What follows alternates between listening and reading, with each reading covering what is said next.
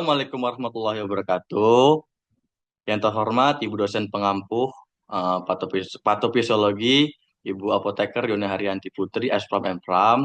Baiklah teman-teman, di sini kami dari kelompok 7 akan mempresentasikan hasil diskusi dari kelompok kami, yaitu perubahan tekanan darah. Di sini saya tidak sendiri, tetapi ditemani dengan 3 teman saya, yaitu Almadila Pusmania Tias, NPM 003, Dwi Indah Pertiwi, NPM 009, Adinda Putri, NPM 037. Nah, mungkin akan langsung saya mulai sendiri materinya. Jadi, pertama, apa sih itu hipertensi? Hipertensi adalah peningkatan tekanan darah arteri secara konsisten di atas kisaran normal yang diharapkan untuk kelompok usia tertentu. Biasanya sekitar 25% orang dewasa di Amerika Serikat mengalami hipertensi. Nah, hipertensi itu dibagi menjadi 2 klasifikasi. Yang pertama ada hipertensi primer, esensial, atau idiopatik. Itu jumlah kasusnya mencapai 90% dan belum diketahui penyebabnya. Yang kedua, hipertensi sekunder, di mana jumlah kasus hanya 5-10% dan penyebabnya adalah tekanan darah tinggi. Hipertensi primer atau esensial.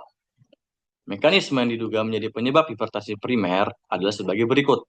Yang pertama, peningkatan volume cairan kronis. Yang kedua, peningkatan aktivitas simpatik yang berlebihan. Yang ketiga, ekskresi garam dan air yang tidak normal oleh ginjal. Faktor resiko hipertensi primer. Yang pertama, riwayat keluarga penderita hipertensi. Yang kedua, bertambahnya usia. Yang ketiga, ras dan jenis kelamin.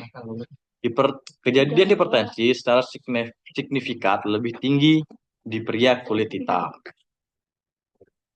Yang keempat, asupan garam makanan tinggi. Yang kelima, hiperinsulinema.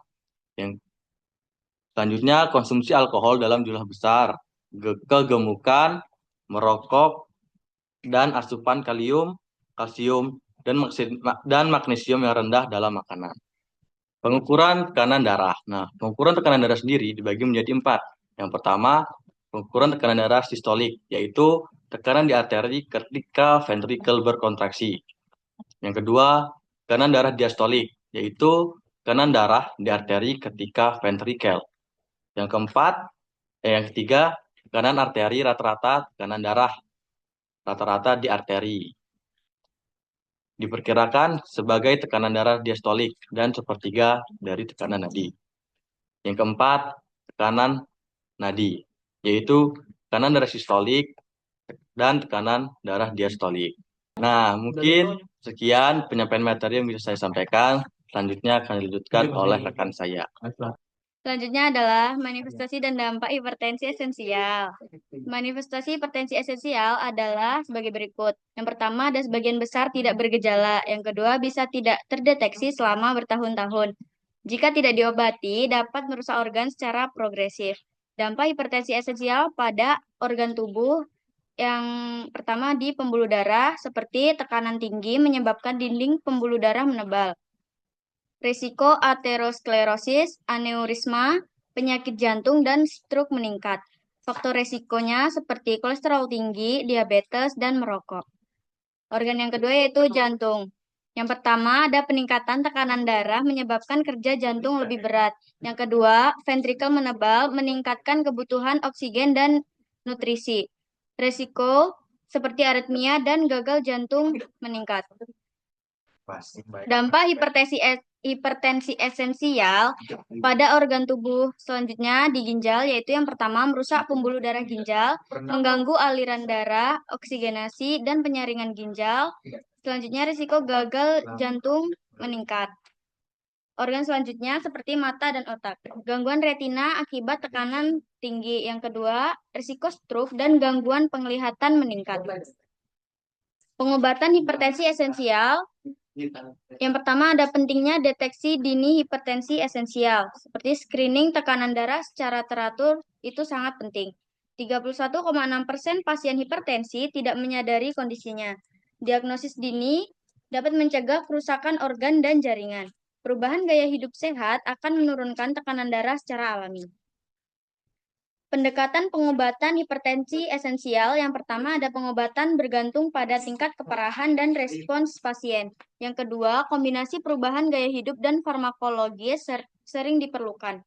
Screening dini dan terapi efektif dapat mengurangi morbiditas dan mortalitas. Modifikasi gaya hidup sehat seperti penurunan berat badan, latihan fisik, diet rendah natrium, berhenti merokok, dan membatasi konsumsi alkohol. Terapi primer atau esensial. Ada beberapa terapi farmakologi yang dapat dilakukan untuk cara mengatasi hipertensi esensial. Yang pertama ada diuretik, seperti thiazid, furosemid, menurunkan tekanan darah dengan mengurangi volume pembuluh darah. Yang kedua ada beta blocker, menurunkan tekanan darah dengan menurunkan denyut jantung dan curah jantung. Yang ketiga ada diuretik ditambah dengan beta blocker, kombinasi efektif untuk menurunkan mortalitas. ACE inhibitor seperti captopril, enalapril dapat mencegah pembentukan angiotensin 2, vasokonstriktor kuat, dan mengurangi pembentukan aldosteron, hormon adrenal yang merangsang retensi garam dan air. Selanjutnya, penghambat saluran kalsium seperti nifedipin, diltiazem dapat mengurangi tekanan darah dengan merelaksasi otot polos pembuluh darah di sekitar pembuluh darah dan dapat mengurangi curah jantung. Selanjutnya akan dijelaskan oleh rekan saya. Baik, selanjutnya adalah hipertensi sekunder. Hipertensi sekunder adalah tekanan darah tinggi yang disebabkan oleh kondisi medis yang mendasarinya, seperti penyakit ginjal, gangguan hormonal, atau kelainan pembuluh darah.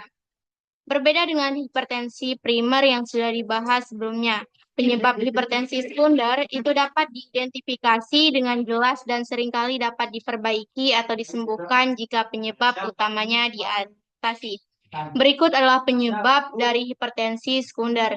Yang pertama ada stenosis arteri ginjal, merupakan penyakit yang terjadi berupa penyempitan arteri ginjal karena aterosklerosis, mengurangi aliran darah ke ginjal sehingga ginjal mengaktifkan sistem renin-angiotensin.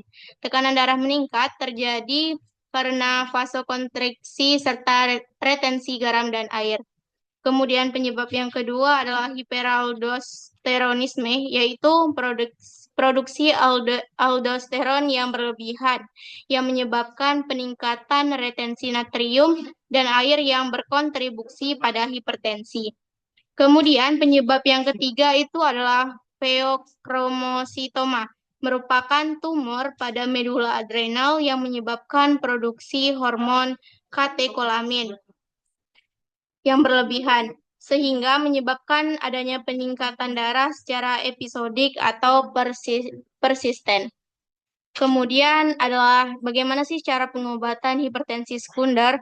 Itu dapat dilakukan dengan 3 cara. Yang pertama ada stenosis arteri ginjal yang merupakan penghambatan ACE untuk mengontrol tekanan darah. Kemudian ada juga yang namanya angioplasti, yaitu untuk membuka kembali pembuluh darah ginjal yang tersumbat.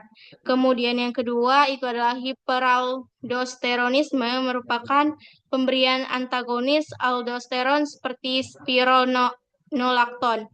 Kemudian ada intervensi bedah, itu jika terdapat tumor penghasil aldosteron. Kemudian yang ketiga ada pheochromocytoma, yaitu pemberian obat alfa dan beta blocker yang diberikan sebelum operasi. Nah, operasi pengangkatan tumor itu merupakan sebagai solusi utama jika terjadi tumor akibat hipertensi sekunder. Kemudian yang kedua, selanjutnya adalah hipertensi ganas atau maligna, merupakan kondisi peningkatan tekanan darah secara drastis dan mendadak, di mana tekanan diastolik itu berada pada angka 120 sampai 130 mm air raksa. Kondisi ini merupakan kondisi medis yang sangat darurat dan membutuhkan penanganan yang segera. Adapun dampak akibat hipertensi ganas atau maligna itu terdiri atas yang pertama kerusakan retina, kemudian yang kedua kerusakan ginjal yang dapat menyebabkan gagal ginjal akut. Kemudian yang ketiga ada edema cerebral, yaitu kondisi penyakit yang dapat menyebabkan kebingungan, kejang, atau koma. Dan yang keempat itu adalah stroke, yaitu akibat pecah atau tersumbatnya pembuluh darah di otak. Lalu pengobatan yang dapat dilakukan untuk mengatasi hipertensi ganas atau maligna ini dapat dilakukan seperti yang pertama itu memerlukan perawatan medis yang dapat segera di unit gawat darurat. Kemudian yang kedua itu adalah vasodilator intravena, yaitu untuk menurunkan tekanan darah dengan cepat seperti pemberian obat diazoksida dan natrium nitroprusida. Kemudian yang ketiga adalah pemantauan ketat. Hal ini bertujuan untuk mencegah penurunan tekanan darah yang terlalu cepat. Baiklah, materi selanjutnya akan dijelaskan oleh teman saya. Baiklah, perkenalkan nama saya Dinda Pertiwi dengan NPM 009. Kali ini saya akan membahas tentang hipotensi atau tekanan darah rendah, di mana tekanan darah yang lebih rendah dari normal yang dapat menyebabkan gejala seperti pusing dan pingsan. Salah satunya itu bentuk umumnya adalah hipotensi ortostatik atau disebut dengan hipotensi postural yang terjadi saat seseorang berdiri, di mana mekanismenya itu terdiri dari saat kita berdiri, tubuh itu merespon dengan refleks untuk mencegah darah terkumpul di ekstremitas bawah. Nah, respon ini akan melibatkan vasokonstriksi di tungkai bawah untuk mempertahankan tekanan darah. Yang kedua itu peningkatan denyut jantung itu secara refleks untuk menjaga aliran darah ke otak, di mana itu penyebabnya adalah penuaan. Dan juga penurunan volume darah atau cairan, cacat saraf otonom, istirahat di tempat tidur dalam jangka waktu lama, dan efek samping obat. Selanjutnya itu ada penyebab hipotensi ortostatik, di mana itu ada 5, diantaranya itu ada penuaan, itu terkait dengan berkurangnya respon baroreseptor, penurunan curah jantung, dan berkurangnya respon vaskular. Di mana yang kedua itu ada penurunan volume darah atau cairan, disebabkan oleh dehidrasi, diare, penggunaan diuretik, cacat saraf otonom, atau tidak kemampuan untuk memulai vasokonstriksi dan peningkatan refleks detak jantung. Yang terakhir itu ada istirahat di tempat tidur yang berkepanjangan, yaitu terkait dengan berkurangnya volume plasma dan penurunan tonus pembuluh darah. Dan itu diinduksi oleh obat, contohnya antihipertensi yang mana itu penghambat saluran kalsium vasodilator. Dan ada adiopattik, itu penyebabnya tidak diketahui. Selanjutnya ini ada manifestasi atau tanda klinis dari hipotensi ini. Di mana pertama itu ada pusing atau disebut dengan sinkopi. Terus yang kedua ada penurunan curah jantung. Yang ketiga ada pengurangi aliran darah otak. Yang keempat itu ada pengumpulan darah di ekstremitas.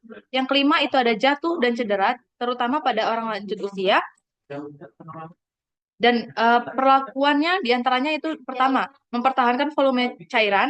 Yang kedua itu pasien duduk terlebih dahulu selama beberapa menit untuk menyeimbangkan tekanan darah, lalu minta pasien berdiri secara perlahan. Dan yang terakhir itu menyediakan pakaian pendukung elastis dan stocking yang dapat membantu mencegah pengumpulan darah di ekstremitas bawah. Mungkin sekian dari penyampaian saya. Terima kasih. Baiklah teman-teman, sekian presentasi dari kelompok kami. Kurang lebih mohon maaf. Kami akhiri. Wassalamualaikum warahmatullahi wabarakatuh.